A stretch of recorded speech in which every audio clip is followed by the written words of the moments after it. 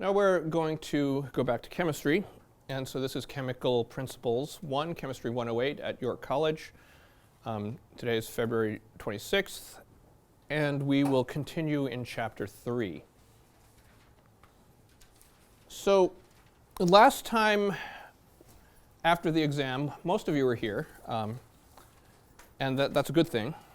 We looked at average atomic weights, or average atomic masses, and how we got those numbers over there, right on the periodic table for average atomic weights, how we calculate them, how you take a weighted average, and also eventually how you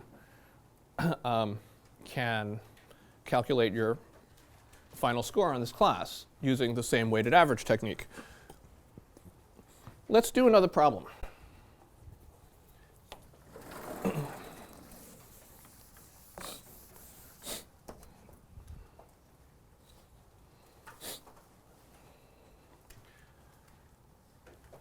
Let's do a non-chemistry problem using the same technique. So pretend now it's the beginning of May, right? And so far, my average on everything except the final in chem is 88.5. And I want a 90.0 or better average in the class.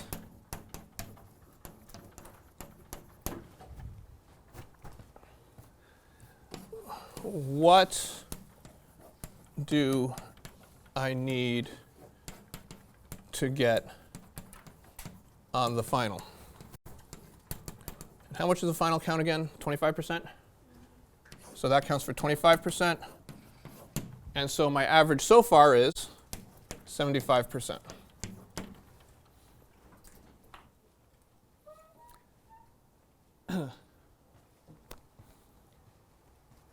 Any thoughts on how to set this up? Yeah, go ahead, Mr. Peter. It's 88.5 times 0.75 equals 25, 0.5 x. Okay, so 88.5 times 75% plus, equals 25% times x. Where does the 90 come in? The 90's got to come in somewhere. You're not too far off. Yes, Agent J. Would it be equal to 90 times 0.25? 90 times 0.25 equals, no. Okay. Sorry? Yep. 25%. This is kind of interesting. What if I gave you this problem?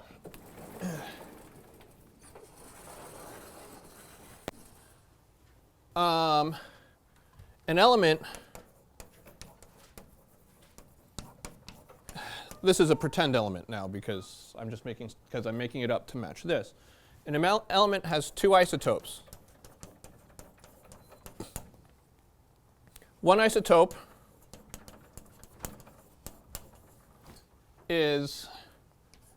has a atomic mass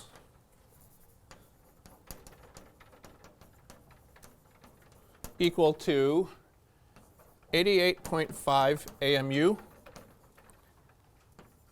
and an abundance of 75%. The average atomic mass equals 90.0 AMU. What is the atomic mass of the second isotope?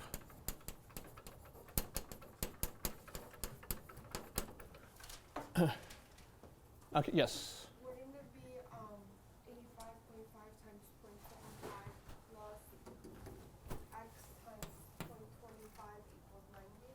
Yes, x times, let's do 25% for now, equals 90.0.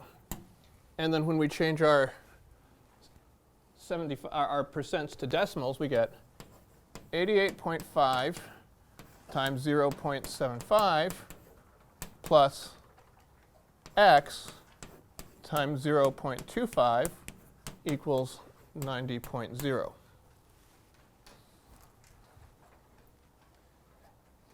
Okay, so let's think about this from the perspective of both the kind of very practical problem up here and the chemical problem down here. This is how much everything else counts, right? Your exams, your ALEX, your recitation, 75%. This is how much your final counts, 25%. From the perspective of this problem, 75% is how much of the total element, or how much of the total abundance of the element is the first isotope. And the 25 we get from 100 minus 75, right, equals 25. That's what's left. 25% is the other isotope, the abundance of the other isotope. This is your score, or your atomic mass. And this is the score that you want to get on the final, or the other atomic mass. Right? So when we do this, what are we going to get? We're going to get 66.4. Yeah, 375. We'll leave it. This really should have, no, this isn't, we'll pretend this, in this case, it's an exact number. So we'll use that 75% is an exact number. So we'll use 66.4 plus 0.25x equals 90. We subtract 66.4 from both sides.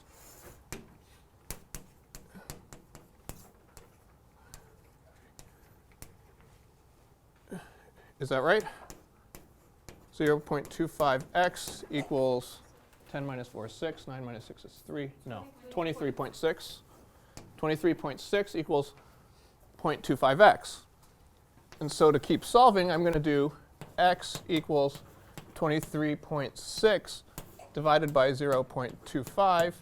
And so that's going to equal 94.4. And so that's going to be, you want a 94.4 out of 100 on your final to raise your average from 88.5 to 90. Or the atomic mass of the second isotope would be 94.4. I mean, this is quite unlikely in terms of real atoms and real elements, but this is how you would do it, right? So 88.5,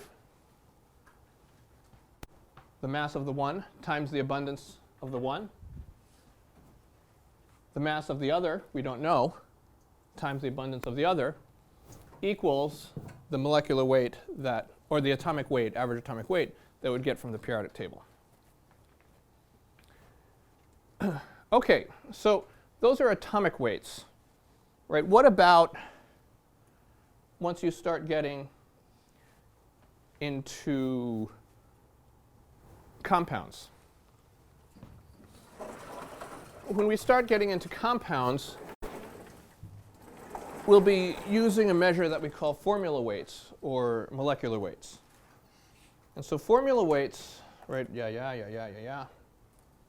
Okay, so formula weights, this is where we really want to start, is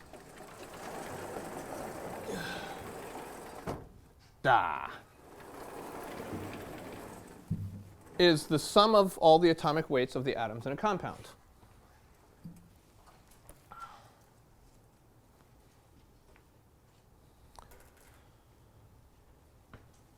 So, for example, the molecular weight of carbon monoxide, CO, equals the atomic weight of carbon plus the atomic weight of oxygen.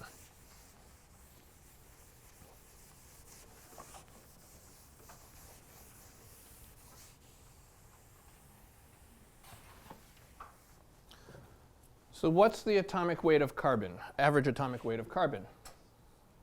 Well, we're going to look it up on the periodic table, right? The average atomic weight, not necessarily the mass number, right? It's not usually not a whole number. Carbon average atomic weight is 12.011.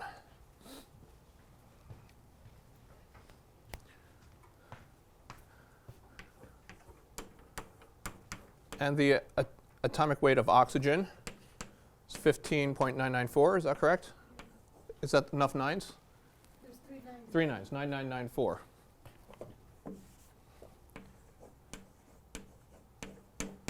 And so I add them together, and I get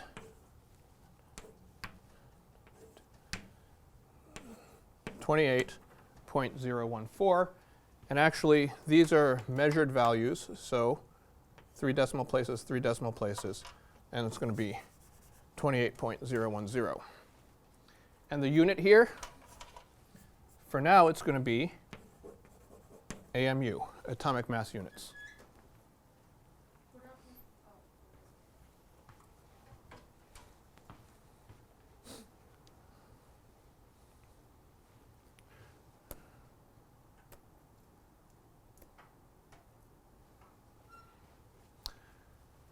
What about H2O? Well, we need the atomic weight of hydrogen and we need the atomic weight of oxygen. But what does this little 2 tell us? That means in each molecule there's 2 hydrogens. So we need to take the whatever we get for the atomic weight of hydrogen, multiply that by 2. So I'm going to say for hydrogen I need 2 times, I look on the table and I get 1.008 AMU. And for oxygen, pretend 1, right? 1 times 15.9994 AMU. When I do this, I get, these are exact numbers, right? So they don't factor into the significant figures. So there's exactly 2 hydrogens and exactly 1 oxygen. So that gives us 2.016 plus 15.9994. And I do that addition, I get 18.015. And again, 3 decimal places, 3 decimal places. This goes away. 18.015 AMU.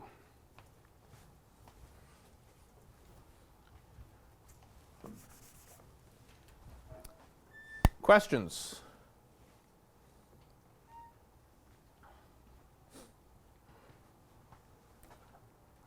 Nope, wrong. Where did we, okay, so I hit something that I didn't want to hit.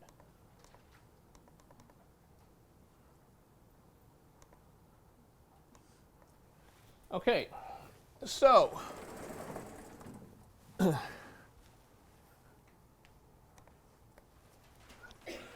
weren't supposed to see the whole thing, but now you know the secret.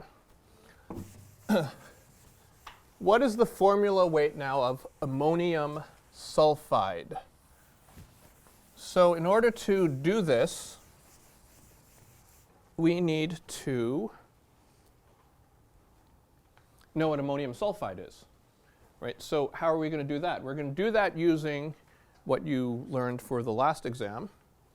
Ammonium, what's the ammonium cation? NH4 what? Plus, or plus 1. What's sulfide? S2 minus, right? S2 minus, not sulfate, it's not sulfite. Right? Those are with oxygen. Sulfide, the IDE ending is just the element. So I'm going to pretend 1 here just for this, and we're going to do our crossing over. And we're going to get this, NH4 2S. What is the average, what is the molecular weight or the formula weight for NH4 2S? Well, I'm going to need my N. And how many N's do I need here? 2. This 2 refers to the whole ammonium cation. So that means there's 2 ammonium cations. When you have 2 ammonium cations, you have 2 N's. So I'm going to have 2 times 14 point something, 14.007. Okay? H, how many H's do I need? I need 8 because each ammonium has 4 and I have 2 of them, so I need 8 times 1.008. And S is, how many S's? 1, right? There's nothing there. 32.07, is that right? 32.07. And so when I do the math out, I get 28.014, 8.064, and 32.07. I do the addition, I get 68.148, except 3, 3, 2. So I'm going to round to 2 decimal places, and it's going to be 68.15 AMU with significant figures. Yeah? How come we can only use those weights? I thought that since it's the atomic mass, doesn't it change because of the different isotopes? So like nitrogen can have protein, but it can also have chemical. Okay, this is in some sense you're correct, right? There are different isotopes. The isotopes, as we just saw in the previous, in the beginning of class, do have different atomic weights. When we look at compounds, we assume that the compound is made up of elements that have the average distribution of isotopes. So therefore, we use the average atomic weights from the table. Unless we have some specialized application where we don't, right? So in the absence of other information, we'll use the average atomic weights.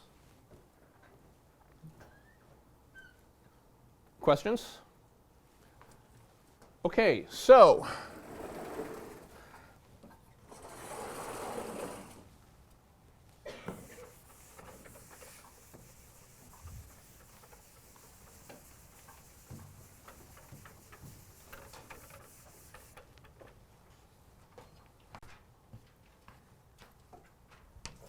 find the formula weight or the molecular weight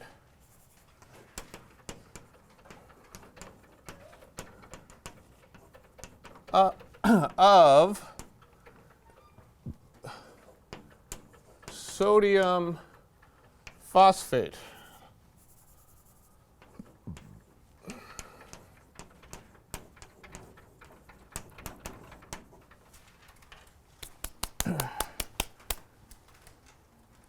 Okay, so I've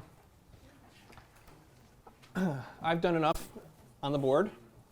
So I want you to put your heads together gently with your neighbor or your friend and give it a try. Give it a whirl. Yeah. Okay, so sodium is Na+, phosphate is PO4 3-. So plus is going to be +1. We're going to do this, right? We're going to do our crossing over. We're going to get 3, 1. And so we're going to get Na3 PO4 1, right, or PO4. So let's do this together. Na, how many Nas do I have? And what's the atomic weight of Na? 22.99. And then P, how many Ps? 130.974. And then O is how many? Yep, how many O's? 4. Oh, good. 15.994. And so this is going to be 66.97. 97. This is going to be 30.974. 68.97. Thank you. That's right. And then this one is going to be 63.976. And we add that together and we get 163.9 something, right? That's 9976. 9976, okay. 9976, and we get 163.94. Okay. AMU. Professor? Yeah. Does it matter if the phosphate chart shows 30.97 and not 974? Because the answer is still the same. Probably, but it might be off by 1, right? Because if this carries over an extra 1. Where's the 4 from? That one only shows. Oh, it only shows 97? Okay. No, I was just listening to what people said. Okay, so, but it's 94, right? Yeah. So the periodic tables are not all identical depending on what source they use or when it was printed and that kind of thing. So 163.94 AMU.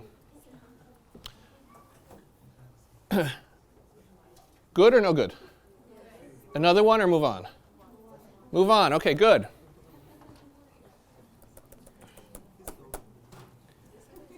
Okay, so we're going to pass this. Okay, so we're going to... Okay.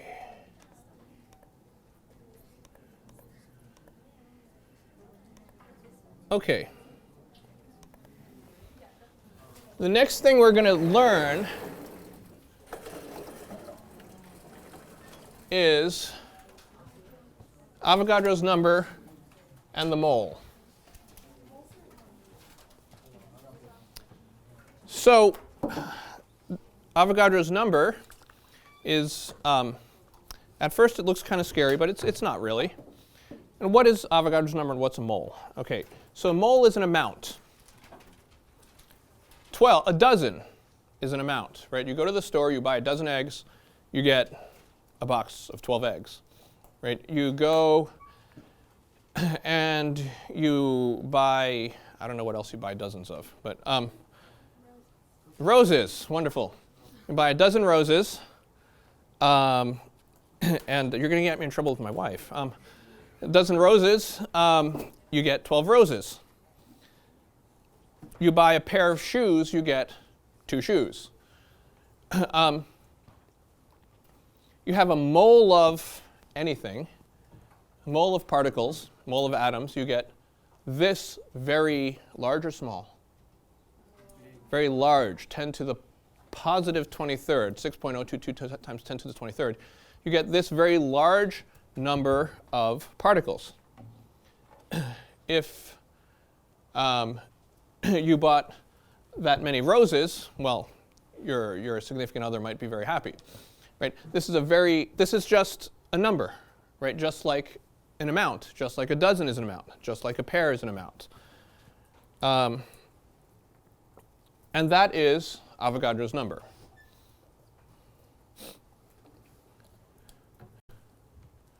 So the mole is kind of like the dozen, right? It's the name of the quantity. And Avogadro's number is like 12. It's like the amount of the quantity.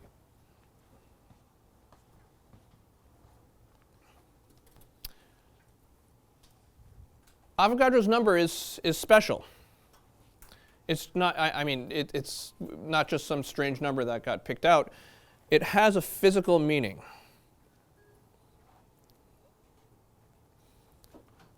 And the best way to illustrate that or to illustrate that meaning, or one good way, is to use an example.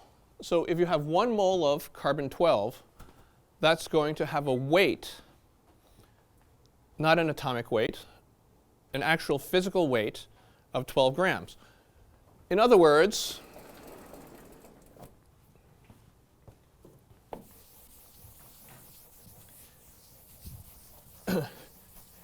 if I were able to, and I can't really, not one by one anyway, but if I were able to pick out 6.022 or 6.02, depending on your significant figures, right, or how you're going to round it, if I were to pick out 1 mole or 6.022 times 10 to the 23rd atoms of carbon 12.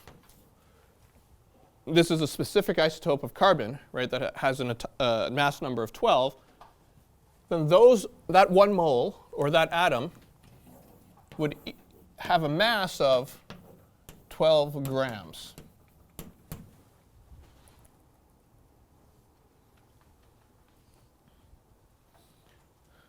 So 1 mole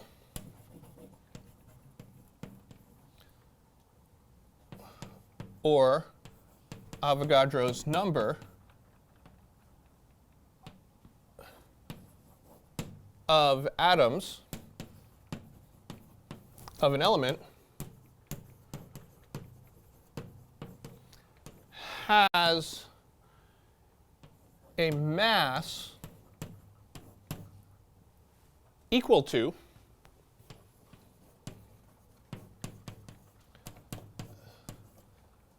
the atomic mass except in grams. Right? Your atomic mass is an AMU, and the atomic mass is an AMU, and the mass that we're measuring for 1 mole is in grams. We can't measure AMU on a scale, right? These are like tiny, tiny, tiny masses. But we can measure grams very easily on a scale, right, on a balance. So what this does is it takes us from the submicroscopic world, right, the atomic world, into the macroscopic world, into things that we can see and feel and touch. And that's why that number is special. And it works for any element. If you're talking now about moles not of an element, but of, like, let's say moles of water, then it would be 1 mole of molecules of water has a mass equal to the formula weight, or the molecular weight, of water, except in grams.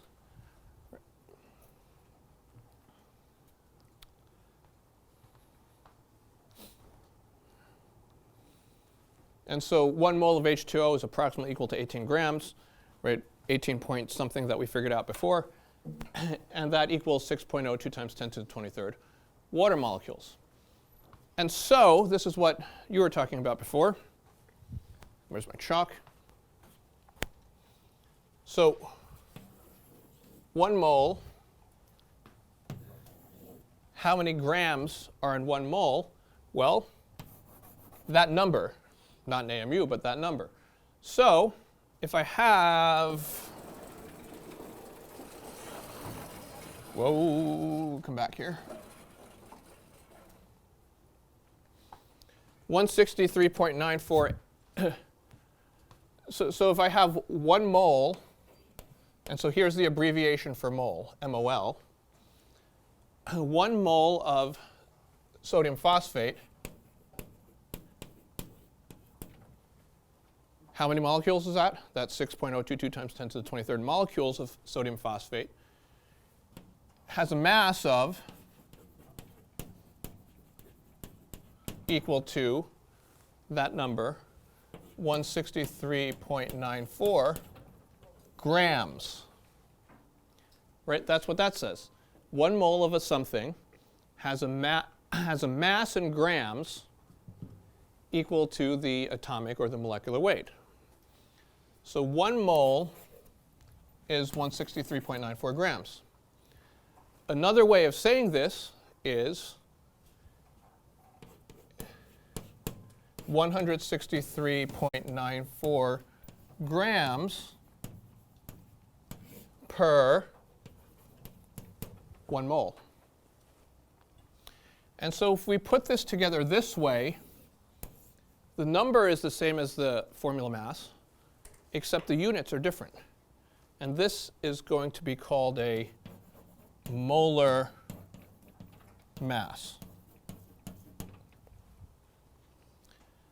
The molar mass you calculate the same way as a molecular weight, but it has a different unit. And this unit is going to become very, very useful.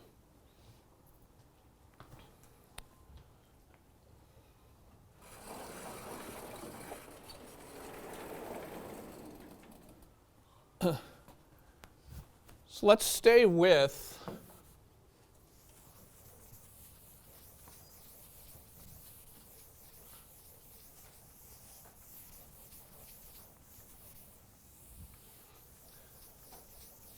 I didn't really want to erase that, but that's okay. Let's say we have our oxygen, right? Our oxygen has a molar mass of, elemental oxygen has a molar mass equal to what? 15.9994 grams per mole, or grams over mole. So if I have 2 moles of oxygen, this chalk is getting little. If we have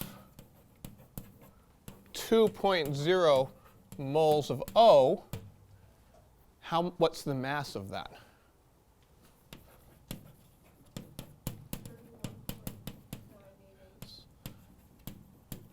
Essentially right, yes. So basically we have 2.0 moles of O. Each mole has the mass of that many grams.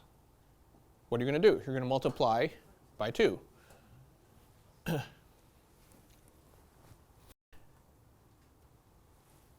You may be able to just kind of read that and see that and figure it out. But just like when we were doing unit conversions, I'm going to write this out the long way. And some of you are going to say, do I have to do it that way? And the answer is, well, while you're learning, probably it's best to do it this way.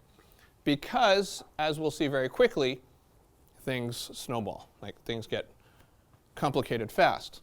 So what am I going to do? I'm going to say I have 2.0 moles of O. And I'm going to use this like a conversion factor. If I'm going to use that like a conversion factor, how am I going to set this up? I'm going to want to cancel something, right? I'm going to want to cancel, You could say 1 mole of oxygen is equal to 15.9. right? 1 mole of oxygen equals 15.9994 grams of oxygen. What cancels? The mole of oxygen, if I want to put that over 1, right? Mole of oxygen and moles of oxygen cancel. And I get to 2 significant figures now. 16. What's the unit that's left? Grams of oxygen. Nope, 32 grams of oxygen.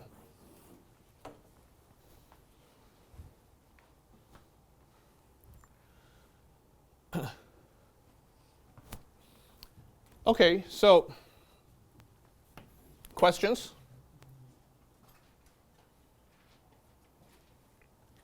So let's do another problem here. Let's say I have, now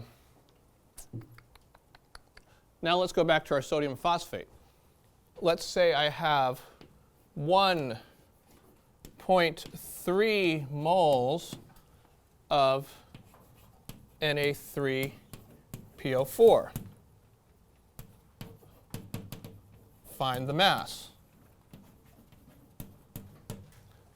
Can we do that? Yes, we can. How are we going to do that?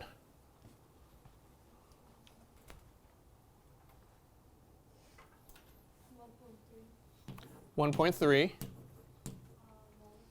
Yeah. And I like to write out, for reasons that we'll see soon, moles of what? Right now, there's only moles of one thing at a time, but that's going to change. Right? Moles of Na3PO4 times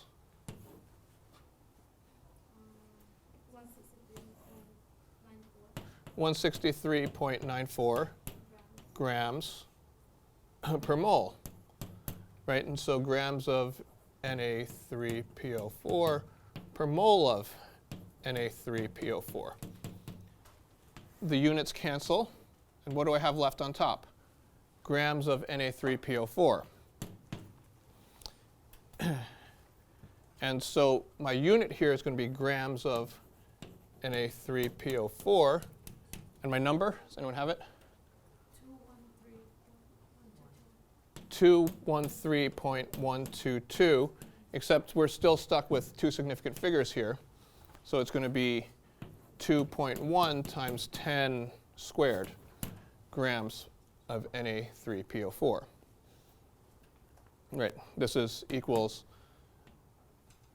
if you take this down to two significant figures, it's going to be 210.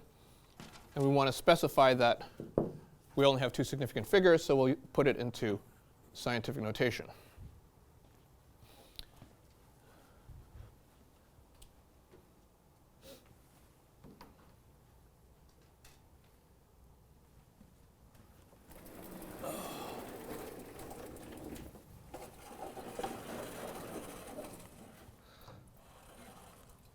Let's do another one.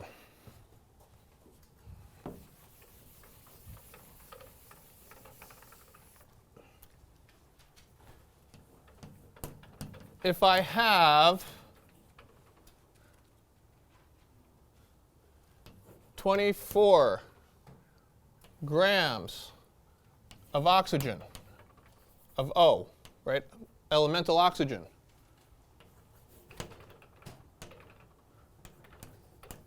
How many moles of oxygen do I have?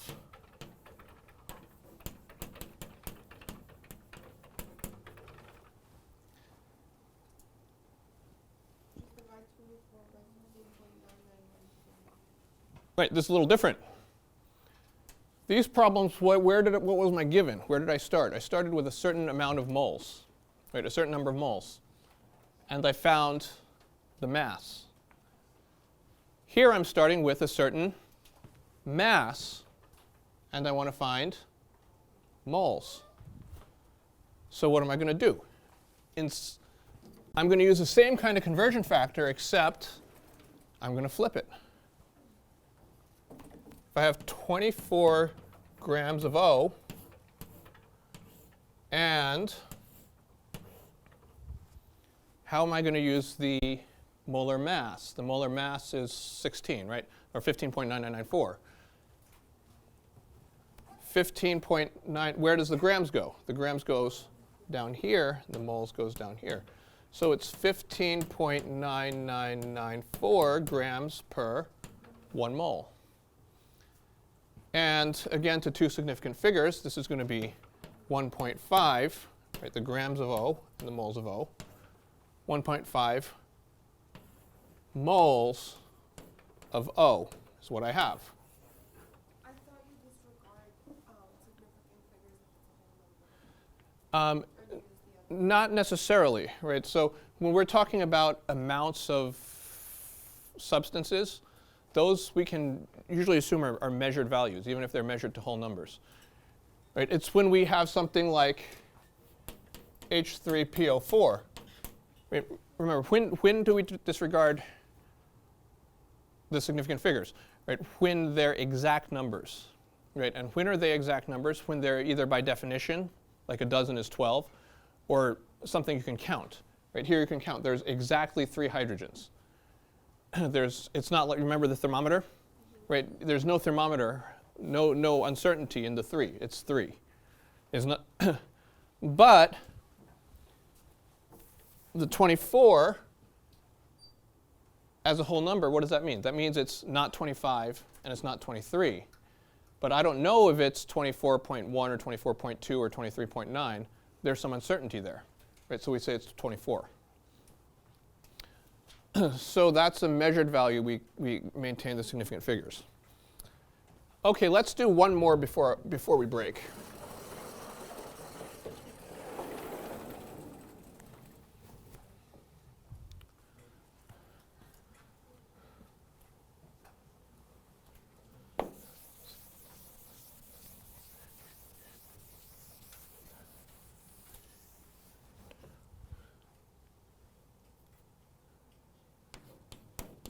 how many molecules of Na3PO4 are in 30, let's say 16.39 grams of Na3PO4.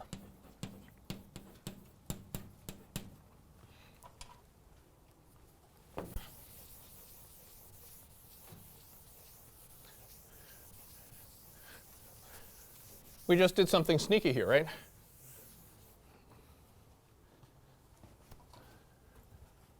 We're not asking anymore about grams and moles, we're asking about molecules. Don't be scared. Because we know something about molecules. There are 6.022 times 10 to the 23rd molecules in 1 mole. So we can use this as a conversion factors to get from moles to molecules once we know moles. And do we know how to get from grams to moles? We do now, right? So we have 16.39 grams of Na3PO4. How am I going to get to moles?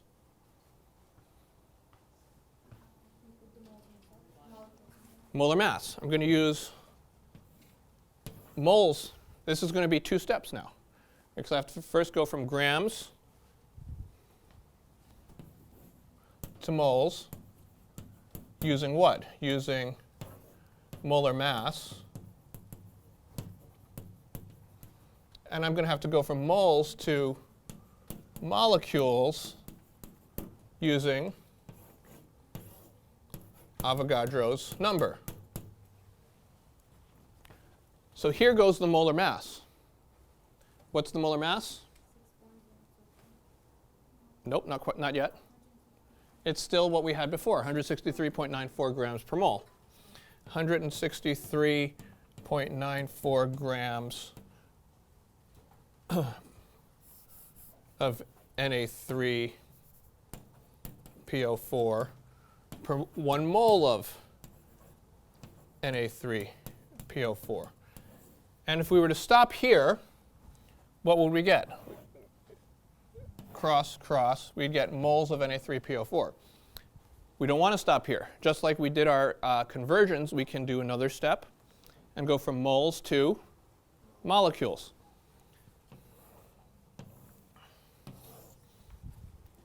How am I going to set up my conversion to go from moles to molecules? I'm going to use Avogadro's number. And so what's going to go downstairs? 1 mole. And what's going to go on top? 6.022 times 10 to the 23rd molecules.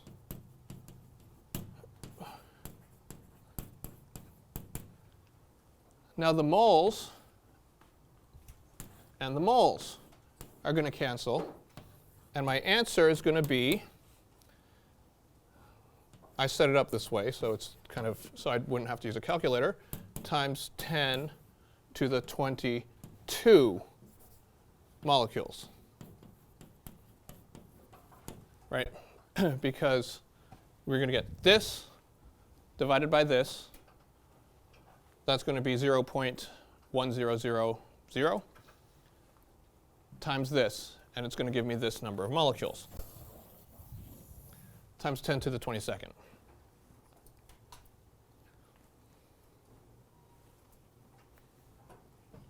did it like I divided it, I got 6.0205. Okay, we can do that. 6.20 what? 1? Okay, I'm happy with that. Times 10 to the 22nd.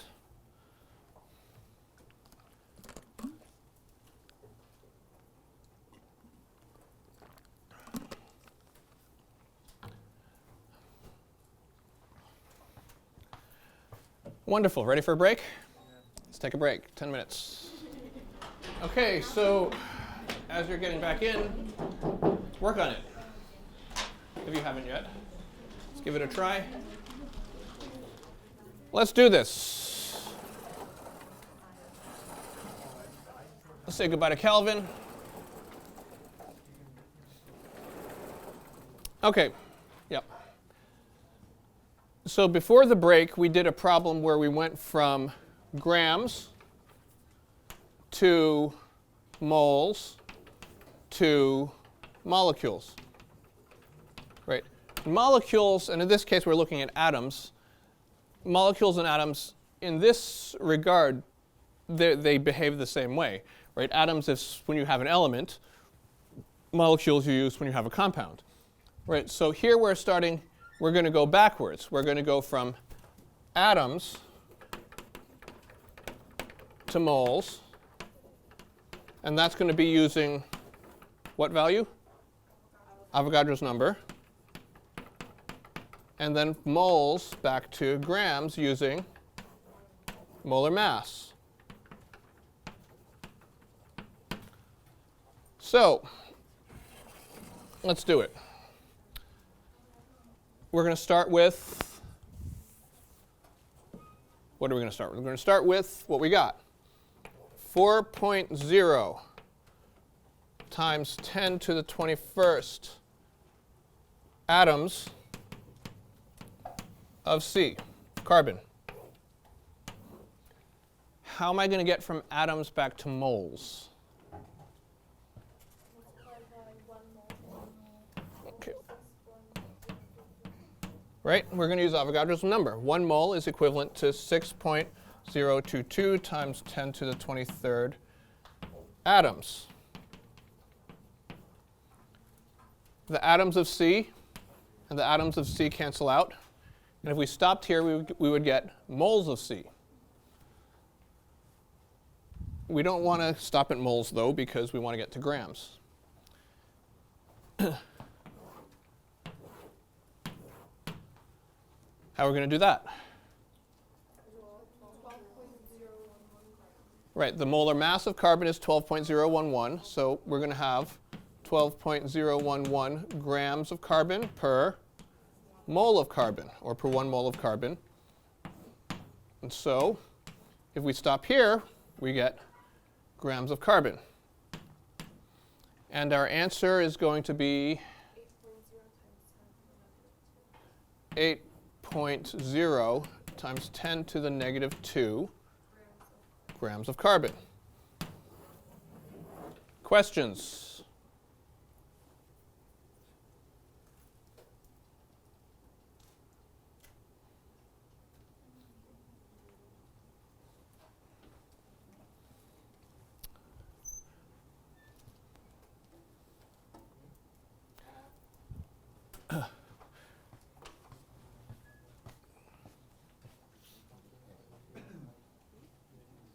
You want to do another one? Yes, another one? Yes, okay.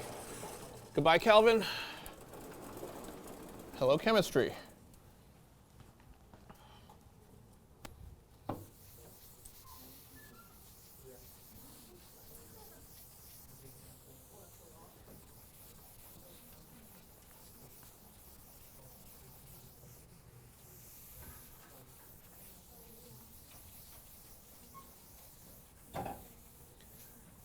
Let's break it down just a little bit. So let's use the same idea here. So now, okay, so that was one of your boyfriends. The other boyfriend gave you a bigger diamond, twice as big.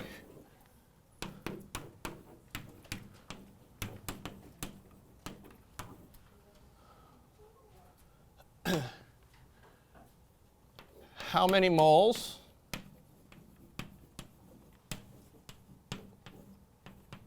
And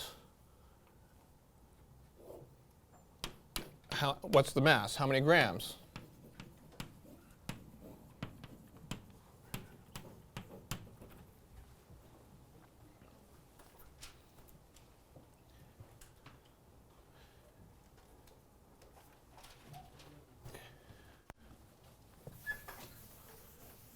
we're going to do it the same way, right? Atoms to moles to grams, except now we're going to do it stepwise, right? Atoms to moles to find how many moles. Once we know the number of moles, we're going to go and find the grams. So this we're going to use Avogadro's number, and this one, molar mass. Try it. All right, so let's take a look at this. A lot of you are just like this, right, because that'll give you grams. But this question specifies how many moles and how many grams. So in order to stop at moles, what are we going to do? We're going to have to stop here, right, first. We're going to have to do it in 2 steps. So we're going to start with 8.0 times 10 to the 21 atoms of C, of carbon. Sorry. And I'm going to multiply that by something. What am I going to multiply that by? Or divide it, yeah, by 6 point Avogadro's number, 22 times 10 to the 23rd atoms of C per mole of C. And that's going to give you 1.3 times 10 to the negative 2. Yeah, times 10 to the negative 2 moles of carbon.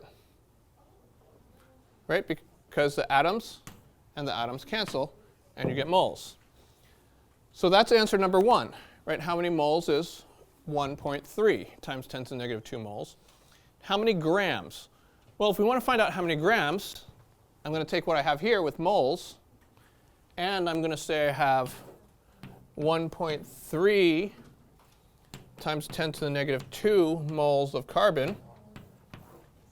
And what am I going to use now? Molar mass. What goes on top, what goes on the bottom in the molar mass? 12.011 grams of carbon per 1 mole of carbon. And that's going to give me some number, right? Moles and cancel, and it's 1.6 times 10 to the negative 1 grams of carbon. And that makes sense because boyfriend number 1 gave you 4, boyfriend number 2 gave you 8. That's double. And this is indeed double that. Questions?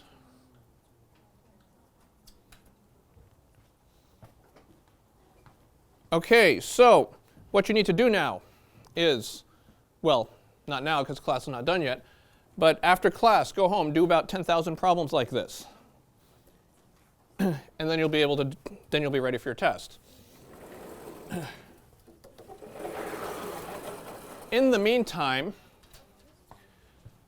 we're going to learn, so we learned something about atoms and molecules, and now we're going to learn something about atoms and molecules reacting with one another.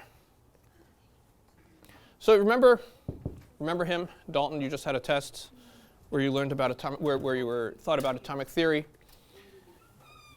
And one of the principles, or one of the things that comes out of atomic theory is that atoms are not created or destroyed or changed into other types of atoms during chemical reactions.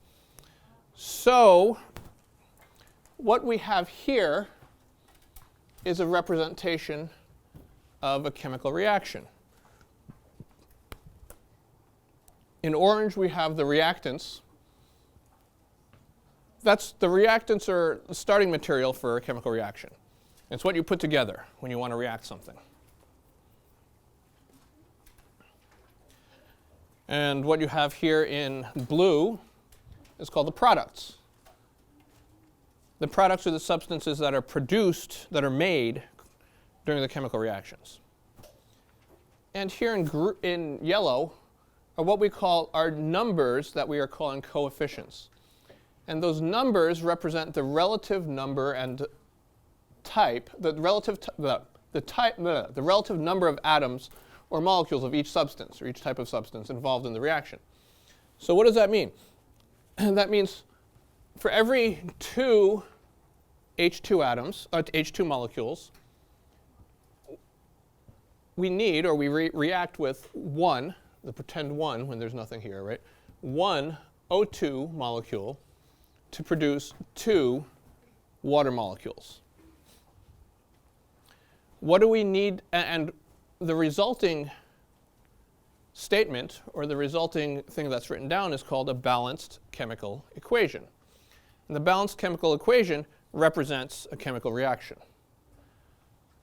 So we have reactants on the left, products on the right, and coefficients. And what do the coefficients do? The coefficients make sure that this is correct, that atoms are not created, destroyed, or changed. Let's say we didn't have these coefficients, right? If we didn't have the coefficients, what would we be looking at? We'd be looking at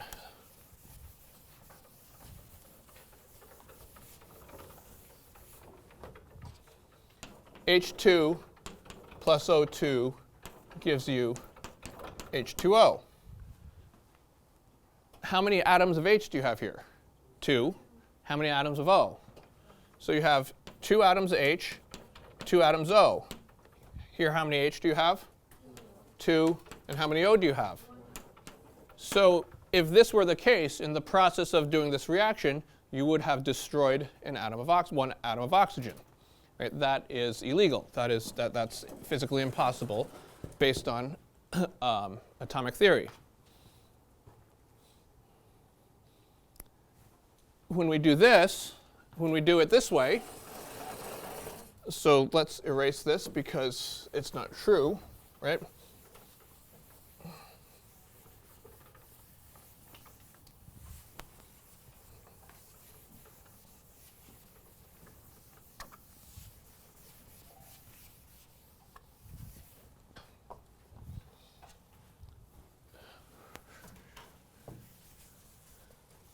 How many atoms of H do we have? 4. We have 2 H2s, right? Each H2 has 2 H's. We have 2 of them, so we have 4 H's. And how many O's do we have? 2. What about for the products? How many H's do we have? 4. Because this 2 covers the whole H2O, how many O's do we have? 2. We have 4 H's, 4 H's, 2 O's, 2 O's. We didn't create anything. We didn't destroy anything. We didn't change anything, right? We didn't make carbon or something. We satisfy the Dalton's atomic theory.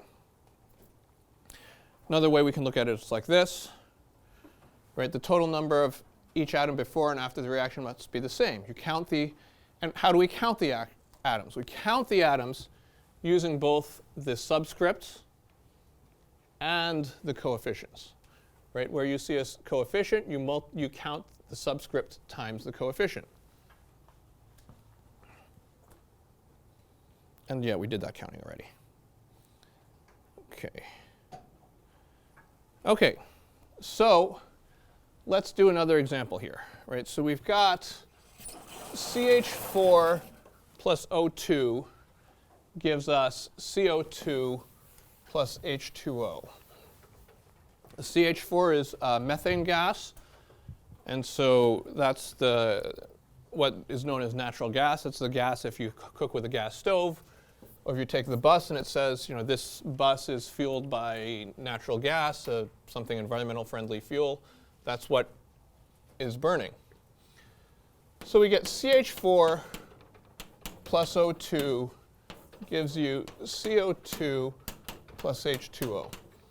And very often you'll get something like this, an equation that's there, a chemical equation that's there but not balanced.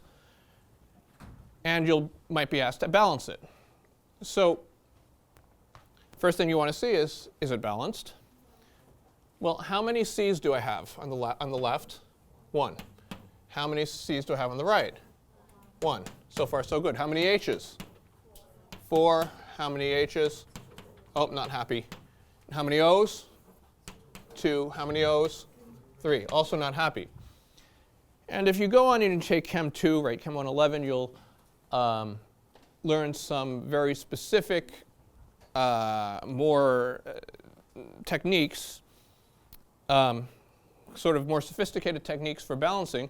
Right now we're going to do what we call balancing by inspection.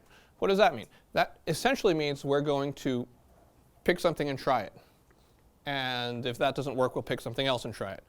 And almost invariably, within 2 tries, maybe 3, usually just 1, it's going to work. So what am I going to do? Okay, so the C's are okay. The H's are not okay. So let's try to fix the H's. How can I fix the H's? Okay, right. So if I put a 2 in front of the H2O, then now I have here 4 H's and 1, 2, 3, 4 O's. So now I'm going to try to fix the O's. Can I fix the O's? I put a 2 here, and all of a sudden I have 4 O's, and we're happy. Questions here?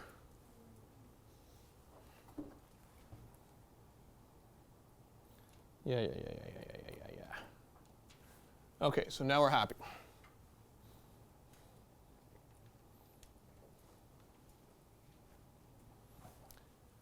You can only utilize coefficients to balance the equation. This says the same thing, right?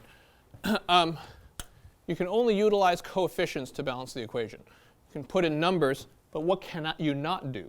You can't change this from like O2 to O4. If you do that, what have you done? You've changed the identity of the molecule, right? And so it's not the same reaction anymore. So you can't change the subscripts. The subscripts are identify the molecules, and those are the molecules. You can only change or put in coefficients. So yeah, never, ever change the subscripts to try to balance an equation.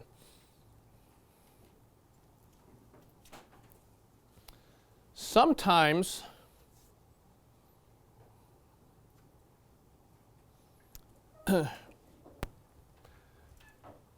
or very often, because a balanced chemical equation specifies a particular chemical reaction, we'll put in states. Right? So by states, what we mean is solid, liquid, gas, that kind of thing.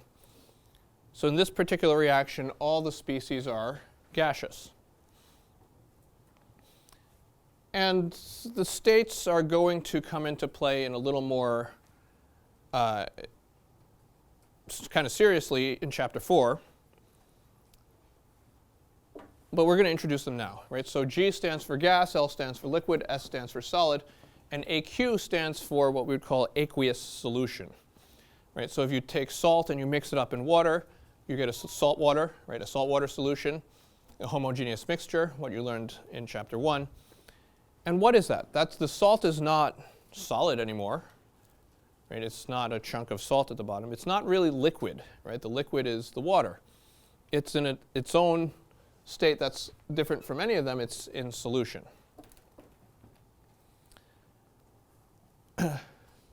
Okay, so let's do one more example here. Let's do this, and let's put some states on it. So solid sodium plus liquid water gives me aqueous sodium hydroxide, because there's water now, aqueous sodium hydroxide plus hydrogen gas. Let's balance it.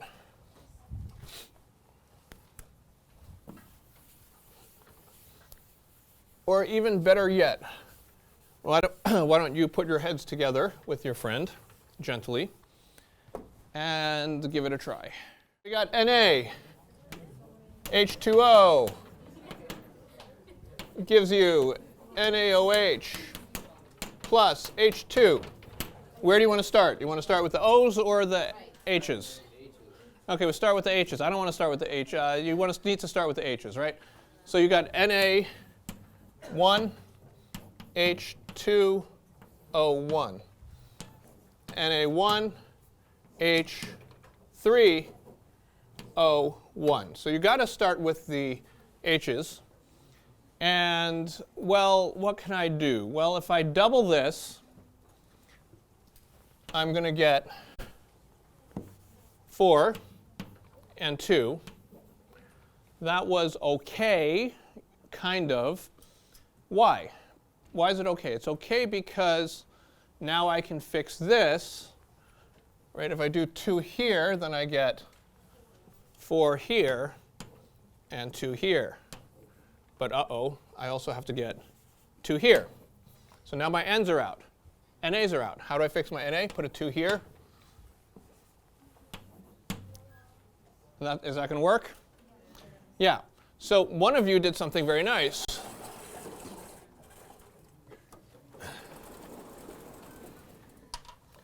Which was this.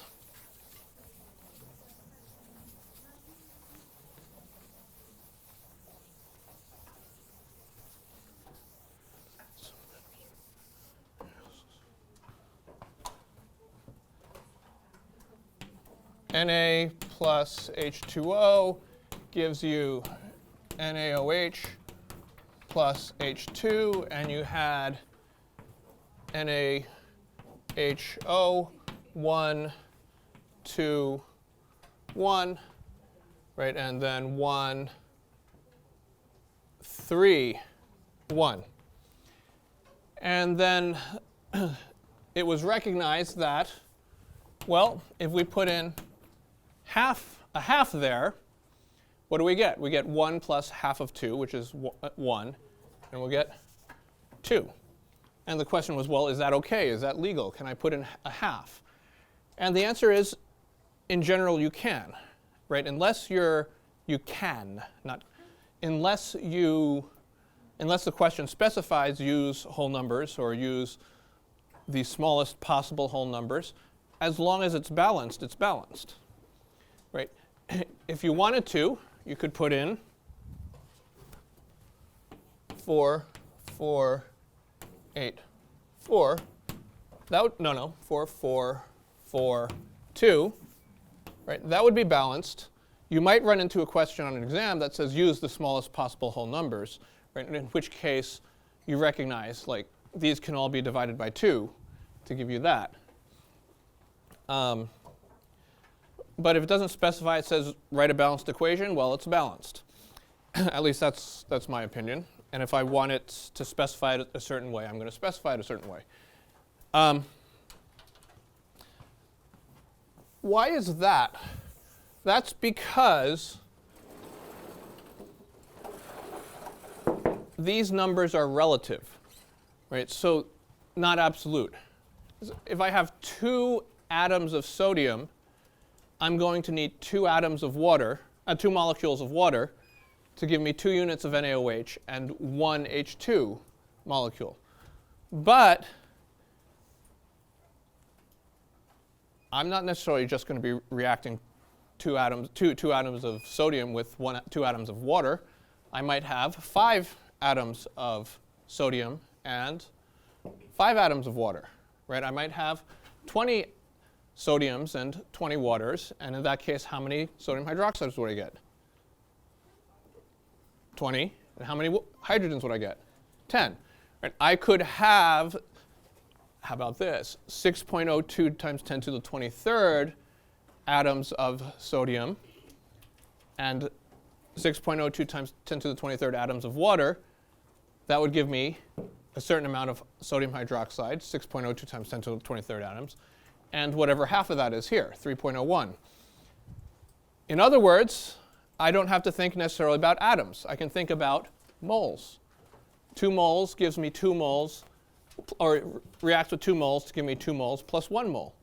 Or I could also say 4 moles reacts with 4 moles to give me 4 moles and 2 moles. Or 1 mole reacts with 1 mole to give me 1 mole and half a mole. And if you're kind of paying attention and thinking, what we learned in the first half of the class with moles and molecules and grams can now be applied to reactions. And that's what we're going to do next time.